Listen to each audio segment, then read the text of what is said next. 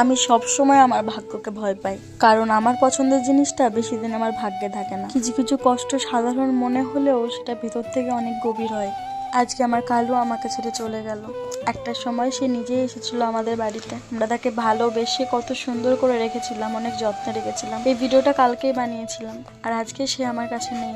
এখন আর সে এইভাবে আমার সাথে খেলা করবে না, এভাবে মারপিট করবে না, রাত 1টা পর্যন্ত জ্বালাতন করবে না। ছোট্টবেলা থেকে সে আমাদের বাড়িতেই ছিল, আমাদের বাড়িতে সবকিছু ছিল। আমরাও তোকে প্রচন্ড ভালোবাসতাম। এই ছোট্টবেলা থেকে তার সবকিছু আমার কাছে।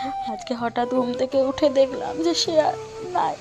বিশ্বাস করো, এই যে কষ্টটা কাউকে বলে বোঝানো যায় না যে এর কষ্টটা কতটা। আজ আবার আমার জীবন থেকে আরো একটা আমার প্রিয় জিনিস, আমার ভালোবাসার জিনিস চলে গেল। ওর মুখটা এতটাই মায়াবী ছিল যে কেউ ওকে ভালো না বেসে থাকতে পারবে না।